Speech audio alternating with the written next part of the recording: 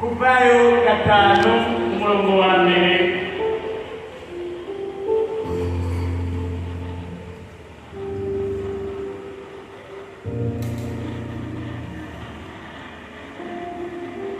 turasoma n'umurongo wa kabiri. Haleluya. Farao mutwana cyangwa ngo Farao yongereza Abisirayeli ibibabaro. Haleluya. Hanyuma y'ivyo Mose na Aroni baragenda babarira Farao bati Uhoraho Imana y'Abisirayeli igize ngo rekura abantu bayo bagende bagirire iminsi mikuru mu bugaragwa. Farao arabaza ati Uhoraho ninde ngo ndamwumvire ndekure Abisirayeli? Uhoraho sindamuzi kandi sindekura Abisirayeli. Baramubwira bati Imana y'Abisirayeli yaratwiyeretse, none turasabye turekure tuje mu bugaragwa tugende urugendo rw'iminsi 3 kugira ngo tuzoshikanire Uhoraho Imana yacu bimazi, ntituzohave duteza ikiza canke inkota. Haleluya. Haleluya. Shengero ry'Imana wera abuye ngo ndabatangarije ko Farao yari yarafashe ishengero kugira ngo ntiritembere arirekuye w'izina rya Yesu. Haleluya. Umwaka w'ibihumbi 2024 imigozi Farao yari yafatishije yose iracagagurutse mu izina rya Yesu. Haleluya. Ndagutangaje nawe uri ngaha, imigozi Farao yari yafatishije yose muri uyu mwaka wa 2024 iracagagurutse mu izina rya Yesu. Haleluya. Ndatangaje abanyeshuri, imigozi Farao yabafatisha kugira ngo zibunguruze mu mashuri ndabatangaje icagaguritse mu izina rya Yesu. Haleluya.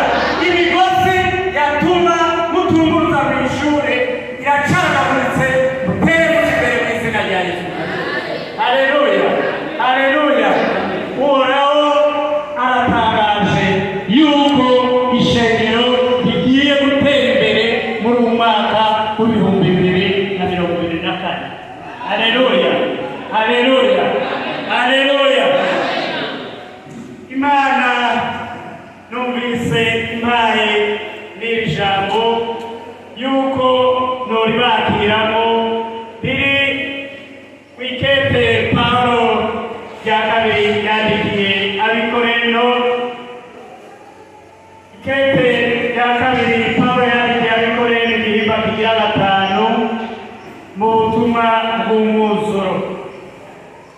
Ico gituma ku murongo wa 20, ico gituma turi intumwa mu gishingo cya Kristo. Imana isa n'ibingingira muri twebwe, turabinginga mu gishingo cya Kristo mwiyuzuze n'Imana yo ijambo ry'Imana. Turabinginga. Paulo yariko arandikira ikete rya kabiri Abikorino ababwira ati turabinginga ngo mwiyuzuze na Kristo. Haleluya. Ijambo ry'Imana rirahejeje kutubwira ko Farao yavuye arekura abantu b'Imana baraheza baragenda kugira ngo bagirire iminsi mikuru Uhoraho nk'uko yari yabitumye Mose na Aroni. Haleluya. None ijambo ry'Imana rivuze ngo riratwinginga. Paulo ariko abwira Abikorino ati turabinginga, nanje shengero ry'Imana ndabinginga muri uyu mwaka tugiye tutangurane kwiyegereza Imana, tutangurane gusenga Imana dushimitse, tutangurane kwiyagura ico kintu cyose cyoza kuduteranya n'Imana. haleluya. Ijambo ryose wobona ko riguteranya n'Imana nturivuge mwene data, nturisohore. Haleluya, haleluya. Twaraciye muri byinshi, kumbure byadutumye tuvuga amajambo ataraye gusohora. None ijambo ritubariye ngo iratwinginga, ijambo ry'Imana Pawulo ababwira ati ndabinginga kugira ngo mwizuze n'Imana natwe